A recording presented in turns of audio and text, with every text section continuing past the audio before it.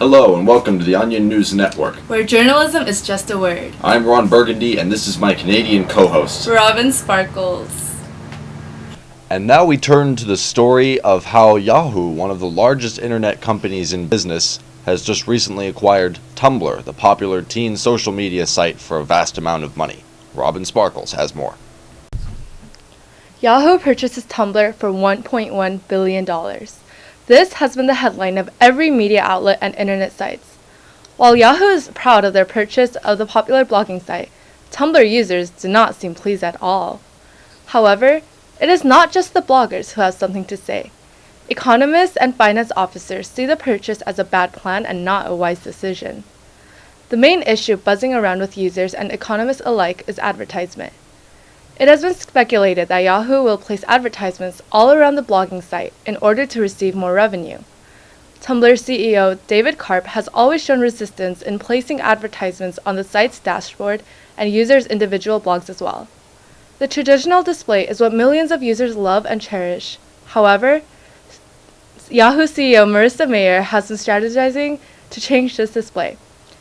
What other Tumblr users fear is that Yahoo might ruin this site completely, just as it deserted the once popular photo site Flickr. When Yahoo first bought Flickr, the site had various offers, even from Google. Unfortunately, as soon as contracts were signed, the photo site was forced to meet several engineering deadlines and requirements in order to keep support from Yahoo. In the end, Flickr did not retain its popularity and was forced to face extreme competition from applications such as Facebook, Dropbox, and Instagram. Another site that could have been big but did not fulfill the requirements that Yahoo had in store was Delicious, a social bookmarking site. Therefore, there is fear in all Tumblr users that their blogging site will be left by Yahoo just as another platform and nothing more. In late May, changes have already begun to show with the notes, like, and reblog button to be found at the bottom of each post instead of the top as it was originally. What else have Tumblr users been saying after the purchase of their beloved site? There have been hundreds and thousands of photoshopped images made and uploaded onto various media outlets, such as Tumblr itself, Twitter, and Facebook, claiming outrageous behavior made by Yahoo, such as censoring not-so-family-friendly images and changing the entire dashboard to fit Yahoo's tastes, in all purple.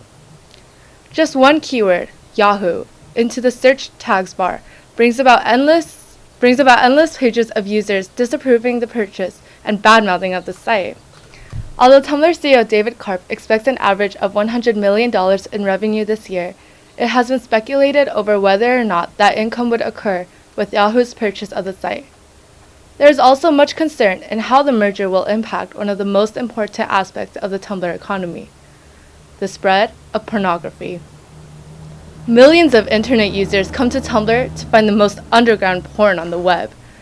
But now, many users are afraid that the site will become too mainstream. In a recent teleconference, Marissa Mayer said, "In acquiring Tumblr, we hope to corner a huge chunk of the porn market. Tons of people use Tumblr for porn, but no one really talks about it because, well, it isn't actually a porn site. Under Yahoo's management, we will manage to change that by bringing Tumblr out of the shadows and presenting it as what it really is, a huge porn site." Under Yahoo's Why are you making me say this? The move is expected to bring untold millions in ad revenue to Yahoo, but it has also brought in criticism from anti-pornography groups. The well-known Westboro Baptist Church, in a statement completely lacking any sense of irony, issued a statement on their Tumblr saying that Tumblr users are going to hell. Sweater vest model Rick Santorum also weighed in. "I don't actually know what Tumblr is, I just know porn is bad, so you should listen to what I have to say." When reached for comment on all the controversy, Marissa Mayer didn't seem very concerned about it. "I don't really care about the moral opposition to our new business plan. I mean, look at Rick Santorum, for Christ's sake. You can criticize gay marriage all you want, but you lose your credibility when you do it in a sweater vest." And so the debate continues to swirl. With this massive merger, the internet is surely heading in a bold new direction as porn continues to become more accessible in the free market. That's all for now. Recently, conservative activists gathered at the CPAC convention to discuss their next move after losing the election. What happened was surprising to say the least. Ron Burgundy has more.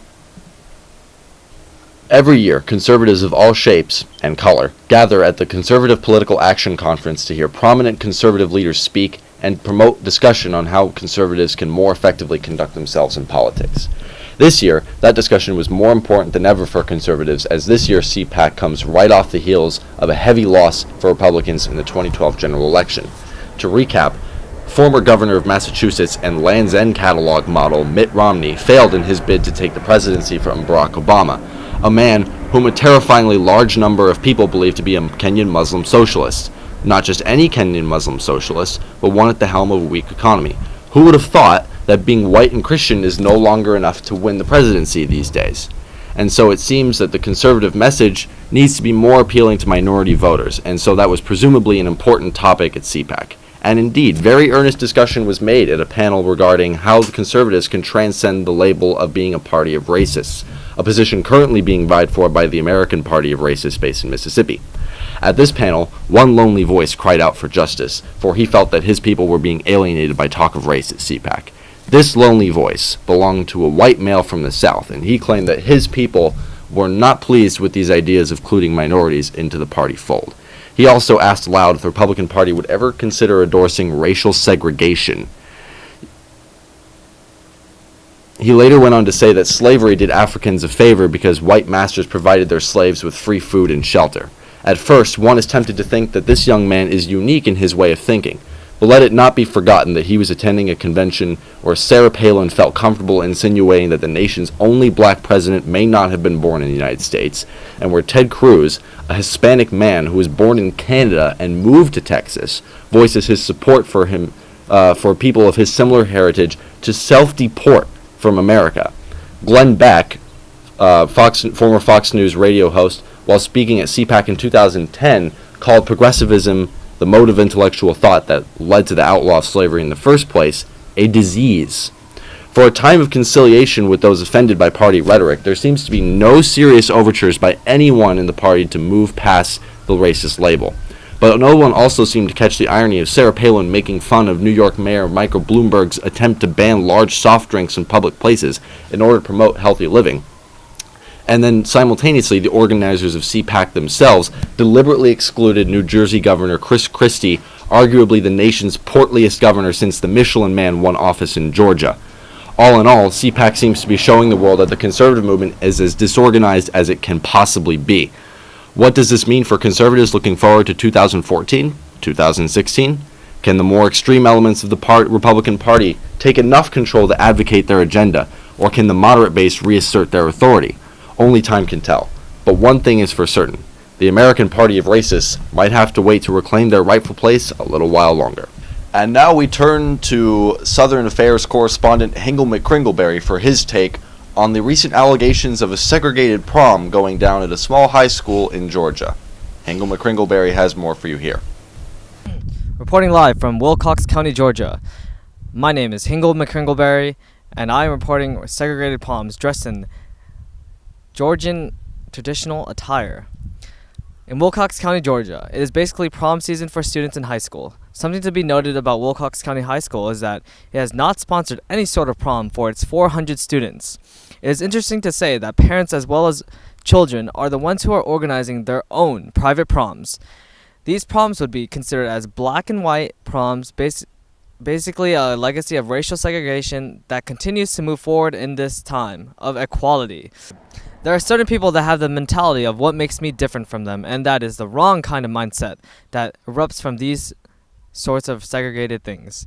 What is really interesting is that a student by the name of Marishia and her friends just broke 40 years of traditional prom for students from Wilcox County, Georgia. What these students planned was their own integrated prom where white, black, Latino, and Asian high school students can come together and have fun with everyone.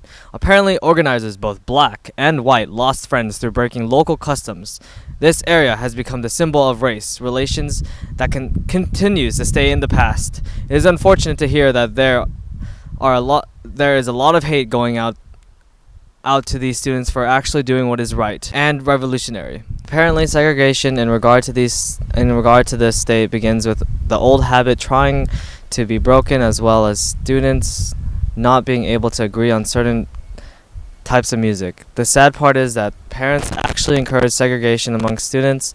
What should also be recognized is that Marisha knew about segregated problems for a long time and did not think much about it until her year was coming to an end.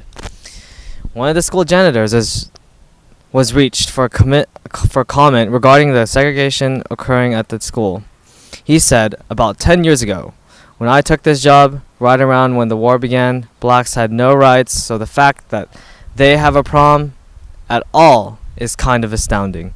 The interesting thing about this man's statement is that the war he was referring to is World War II.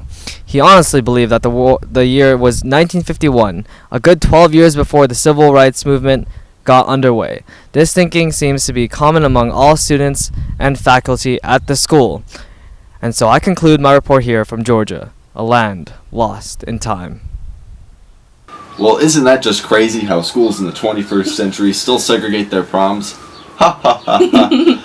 Well, now we turn to the story of how police beat and killed a man in Bakersfield, California, and how locals don't give a We turn now to X-Wing at Aliciousness for more. Thank you. On May 8th, On May 8th, David Silva passed away at a local hospital in Bakersfield, California, after allegedly being beaten by Bakersfield law enforcement officers until he was knocked out unconscious and to the brink of death. Reports were first received on May 7th about Silva, who was assumed to be intoxicated after he passed out on the grass of a downtown medical center. Because there is no conclusive evidence of the events that took place at the scene, everything regarding the case is being considered as alleged. There were, however, at least 2 known recordings of the events that unfolded, but each of those videos was seized by law enforcement as evidence for the case. At this point, Silva was only allegedly intoxicated and uncooperative with authorities, which caused them to start disciplining him. However, eyewitness accounts suggest that law enforcement officers continued to beat Silva until 9 of them were present, taking 2-handed swings at Silva even after he seemed to be repressed. Now, the only evidence that can support these witnesses' testimonies are those recorded on the seized phone and security camera that captured the unfortunate incident. The 33-year-old Silva is survived by 4 children. One eyewitness account of the beating was from a 19-year-old named Ruben Ceballos, who said he was awakened by loud noises outside of his home. When Ceballos went outside to check on the events unfolding, he said he saw 2 officers beating a man with batons, and they were hitting his head, so every time they would swing, he could hear the blows to his head. Ceballos said he witnessed Silva screaming for assistance, while the authorities continued to beat him until he was unresponsive after several minutes of excruciating pain from being whacked by police batons. Additional evidence includes the phones used to record Silva's beating. Those phones were confiscated by law enforcement as evidence to the case. The film caught on the phones can determine criminal charges only for the 9 officers involved in the beating, and not David Silva, because his death resulted from the beating. The owners of the phones turning over the only clear evidence of the beating to the institution that represents the suspects in the incident seems to many like a terrible idea, but when the owners of the phones have just witnessed a cruel beating, it is understandable that they possess some fear if they had not turned in their phones. Although the phones were taken from the 2 witnesses that recorded the beating, they held out for as long as they could. An unnamed male and a woman named Maria Melendez were called back to their apartment by Sheriff's Department at around 3 a.m.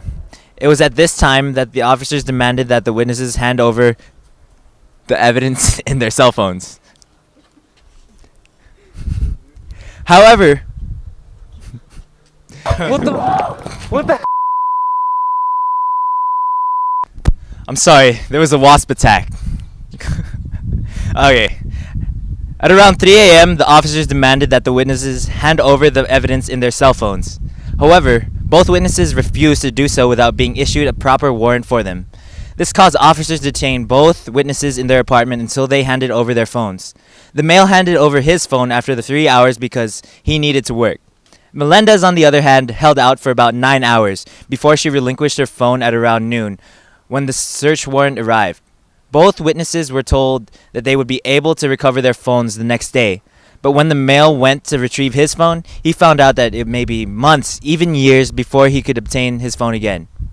Another bit of evidence includes a 911 call made by Melendez's daughter, Selena Square. In the report, Selena reported to law enforcement that she had the beating all on video camera. A second piece of evidence is a security camera recording which was turned over to authorities. The description of the contents of the video is that the alleged victim was laying on the ground when another person is shown trying to help him up, but it turned into a scuffle. Following that, other police cars arrive at the scene and continue to strike Silva over a dozen times with objects. Despite the graphical evidence of possible police brutality that took place in the death of David Silva of Bakersfield, it cannot be used immediately to fault the group of 9, which included 7 sheriff's deputies and 2 CHP officers, because the devices used to record the scene were seized by law enforcement. Because the beating resulted in the death of David Silva, he cannot be charged with a crime for his alleged public intoxication and resisting arrest. However, this means that the only investigation that can be made and therefore utilize the video evidence is an investigation involving the actions of the 9 officers that were part of the incident. The only charges that can be made are toward the law enforcement officers involved in the beating. Although David Silva may be truly been intoxicated and uncooperative with authorities, it is highly doubtful that the 9 people battering him with batons were needed to finally subdue him. Now the only evidence of the entire incident is in the possession of the authorities who appear as the wrongdoers in the case. However, the longer it takes to release the footage of the beating, the worse it actually appears, and if the alleged events turn out to be true, law enforcement will have a tough time spinning such a tragic story that depicts the authorities as villains. Citizens of Bakersfield have shown very little concern for what happened. When asked for comment on Silva's death, one Bakersfield man said, "That's just the way things are done around here. It's the cowboy way of life." And so it appears that cops beating people to death is a normal thing in Bakersfield, according to this man. It is not worth any lament whatsoever. The clear lack of empathy has led California Governor Jerry Brown to declare Bakersfield the official home of apathy. Signs will be erected along the freeways reading Bakersfield, home of the nation's finest sociopaths. No telling what great things will happen next to this small, isolated town of crazy people. X-Wing Adeliciousness reporting from Bakersfield. Back to you. What do you mean, you people? Oh, hi. After the break, we return and we will discuss the story of the Kaesong Industrial Factory and the role it plays in Korean diplomacy. Are you not able to do everyday regular activities? Are you looking for a way to completely transform your body? Well, look no further. Introducing water. It's great for doing push-ups, ideal for when you take out the trash, and perfect for when you want to use your remote. Hi, I'm Chris Christie, and I used water to lose weight. Let's hear how Chris Christie did it just with water. This Arrowhead water changed my life completely. I went from a soccer player to a football player. It's muscular, you know? Like, I can't help it. Like, my body mass has increased greatly. God, I'm so sexy now. Order now with 2 easy payments of only $24.99. That's right, 2 easy payments of only $24.99. Call 1-800-GET-WATER. We thank X-Wing Adeliciousness for that gritty report on what happened in Bakersfield.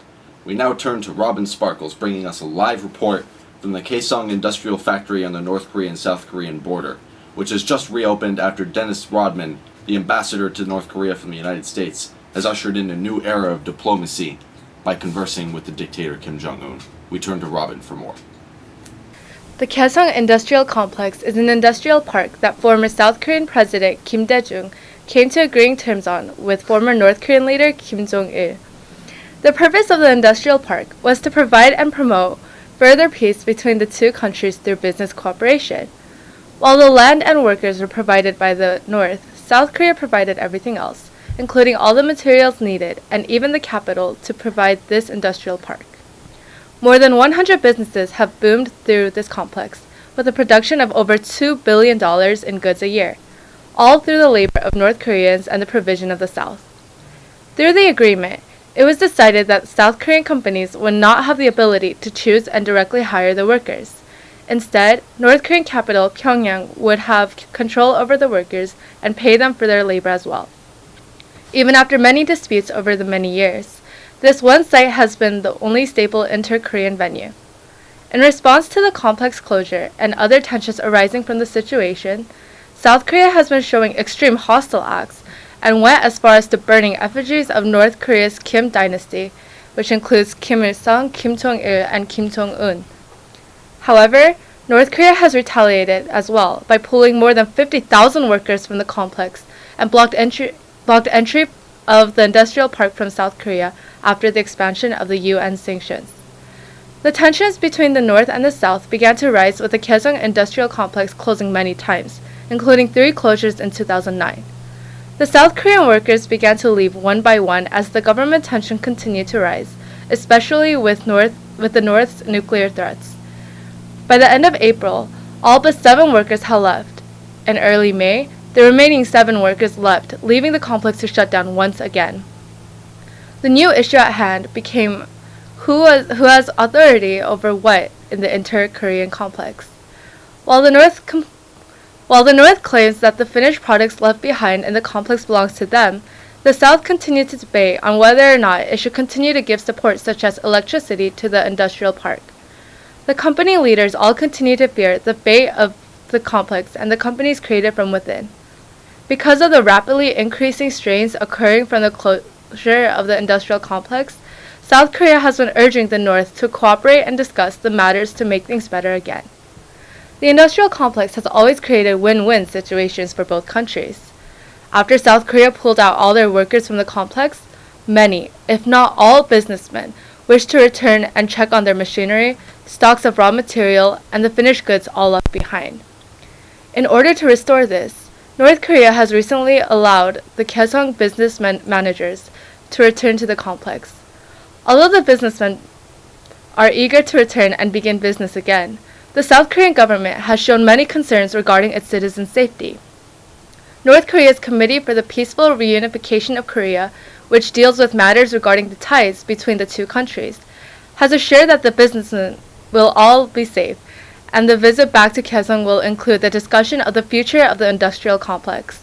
Unfortunately, South Korea's Unification Ministry, similar to the North's Committee for the Peaceful Reunification of Korea, does not believe that this is the best plan, as the South wishes for both governments to meet instead of having to send its citizens over. Fortunately for all parties involved, negotiations have reopened as a result of the courageous diplomatic efforts of U.S. Ambassador Dennis Rodman. Rodman entered North Korea on a goodwill mission to ease tensions between the North, the South, and the United States.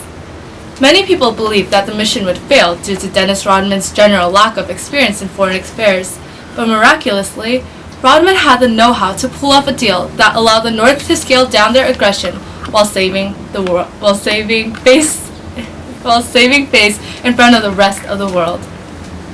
During negotiations, Rodman managed to secure promises of peace from Kim Jong-un in written form.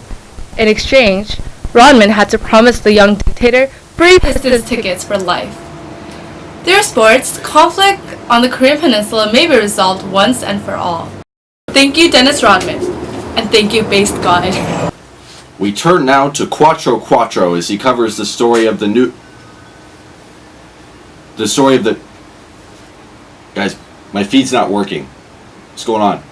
Hey, don't worry about it. We got you. No, I need the feed. Come on, how are we gonna do it? Here. You for real? Paper script. You know what? F it. We'll do it live. F you. Thing sucks. Alright. We turn now to Quattro Quattro, covering the story of the football player who tragically killed his girlfriend.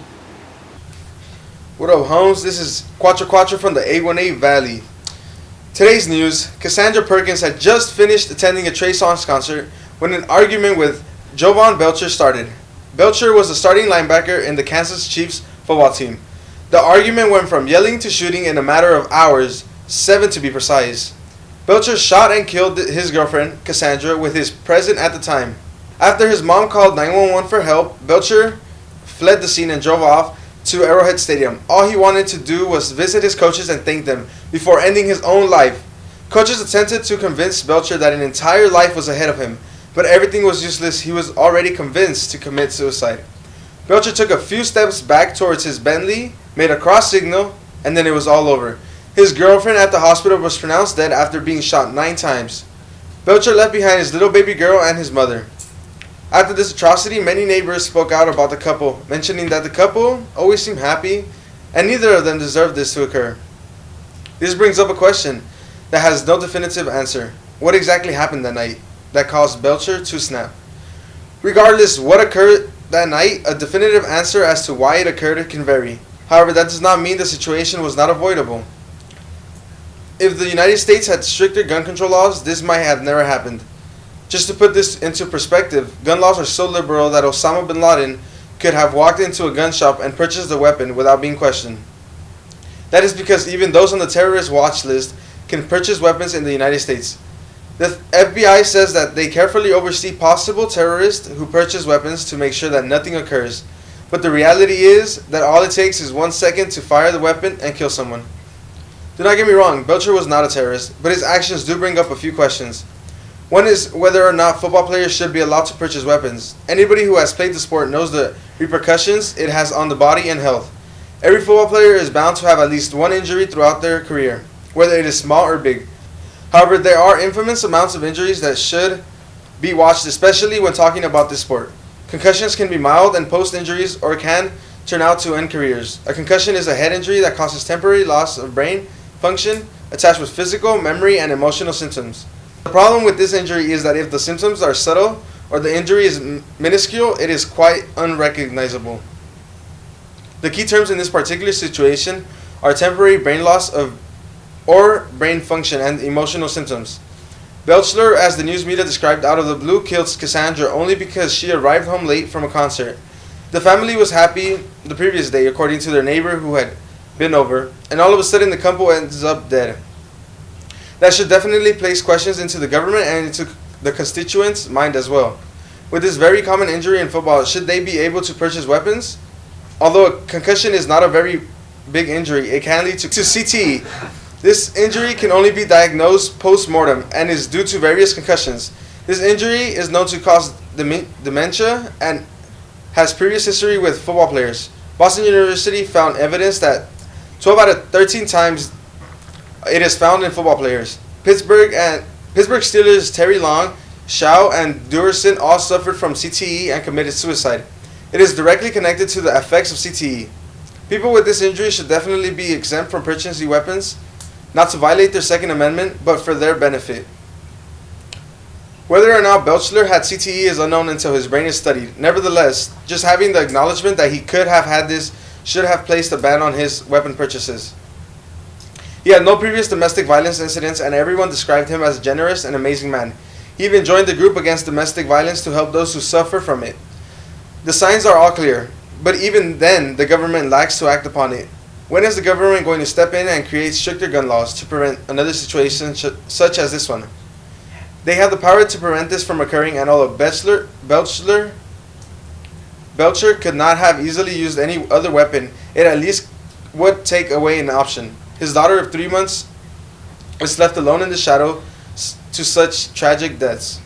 If Abraham Lincoln was not willing to let those dead soldiers die in vain, why is the government now so willing to let these innocent souls die in vain? All it takes is a bill, a piece of legislation, an executive order, or an initiative that will prompt the halt of such incidents. Just as new incidents occur and as the government delays the bill, indeed. Just imagine that poor little baby girl laying on her bed helplessly, who will one day rise up to be a woman, but a woman who grew up without parents. We can all make a difference if we can come together and make her the last child to grow up fatherless or motherless. After the break, we'll hear the Onion's film analysis on the new movie, Argo. Oh, I wish I had a sweet little Bangladesh boy to talk about Reaganomics with me. Oh, how I hate taxes. I really love money, and I really hope I can find someone who shares the same passion and conservative fiscal policies the same as me. What is your ideal conservative? I think my ideal Republican follows all the traditions. They don't eat pork. They pray 5 times a day facing towards wherever Ted Cruz is. And most of all, they just really care about America.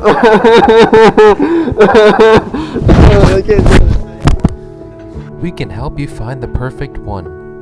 IrfanDateMe.com. We love Ronald Reagan. And don't love minorities.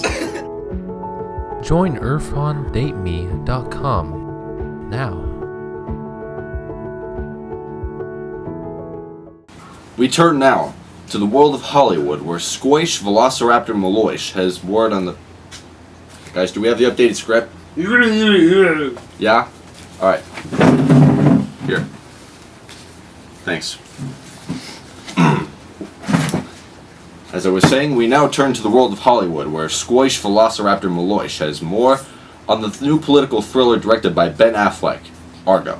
We turn now to Squish. Hi, I'm Squish Velociraptor Maloish here from inside the theater of Argo. Nerve-wracking suspense, fast-paced action, and edge-of-your-seat thrills. Argo directed by Ben Affleck is the whole package. Affleck has creatively adapted the true story of a daring rescue of 6 U.S. embassy workers during the Iranian hostage crisis that took place in 1979.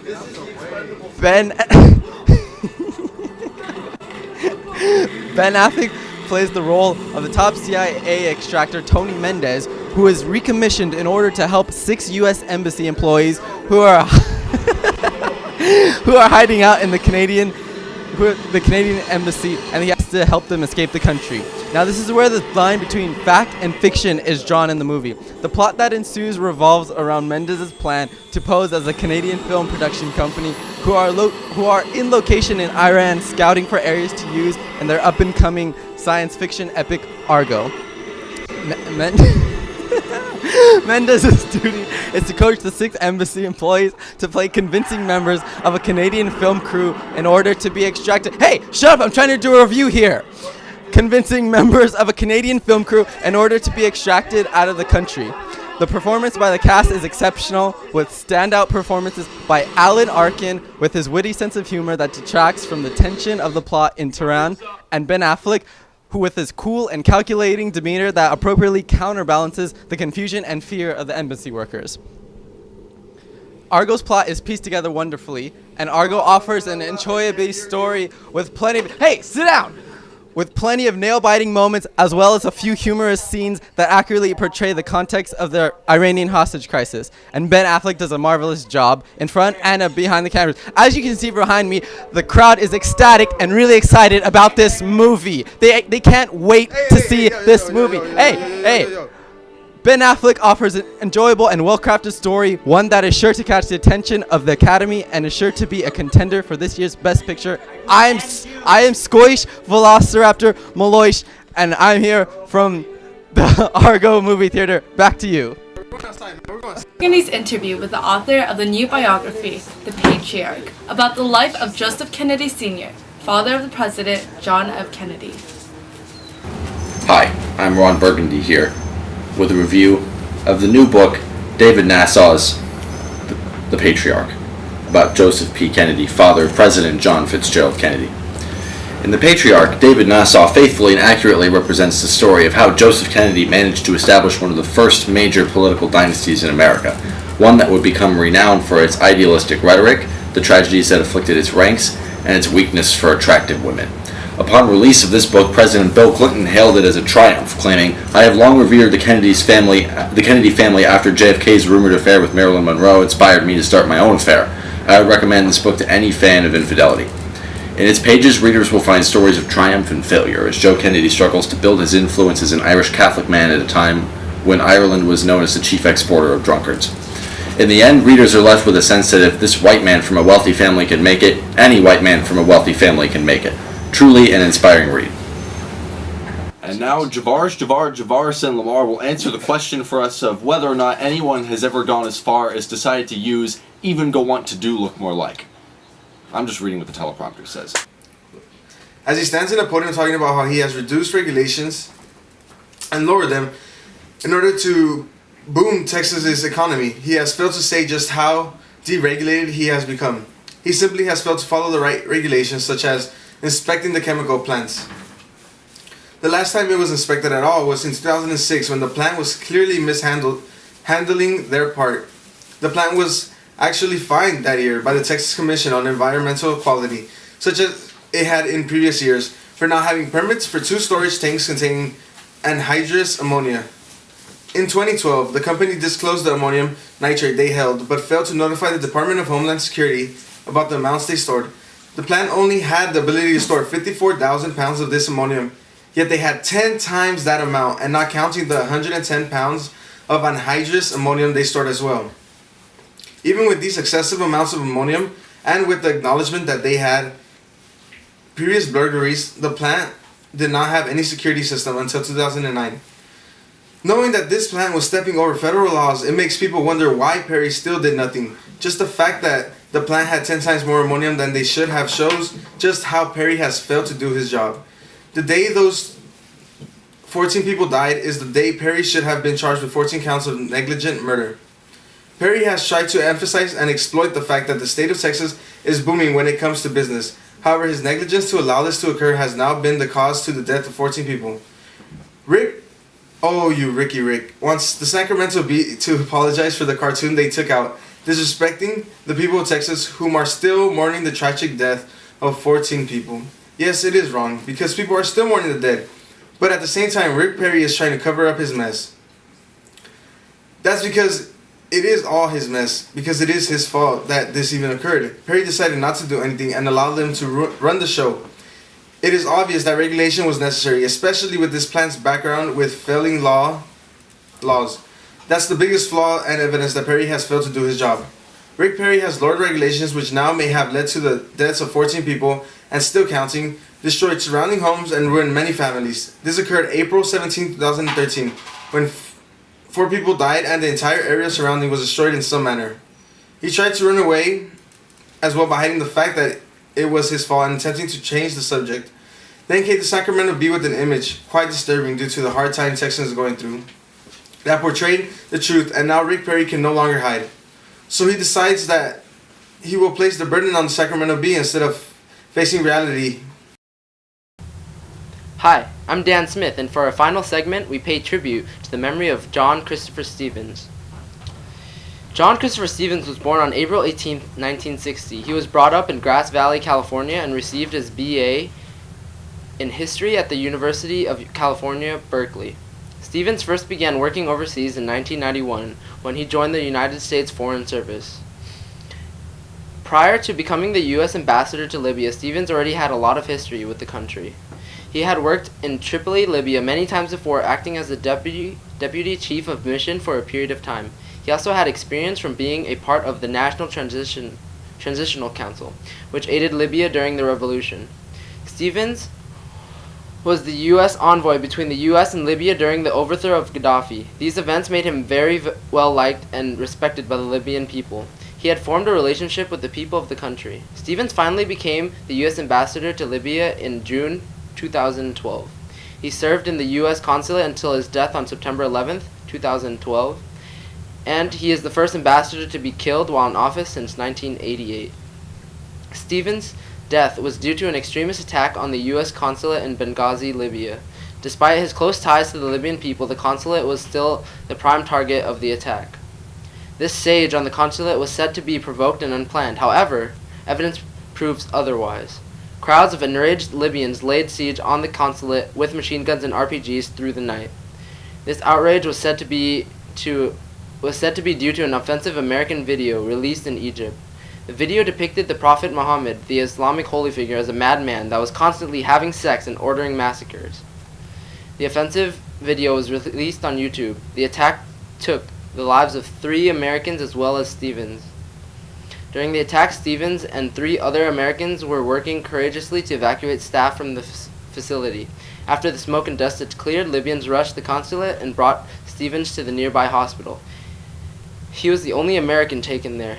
His cause of death was announced to be from asphyxiation, most likely due to the smoke from the explosions and the fire set on the consulate.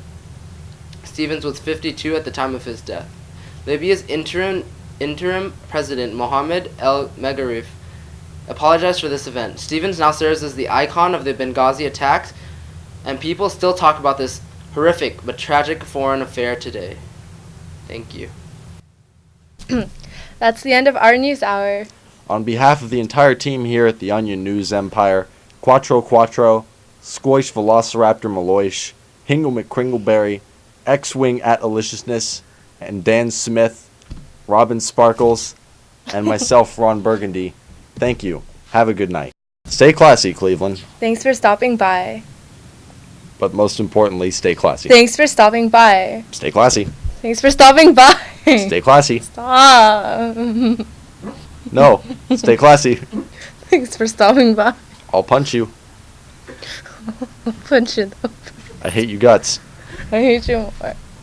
You're ugly. You're not putting up a very good fight.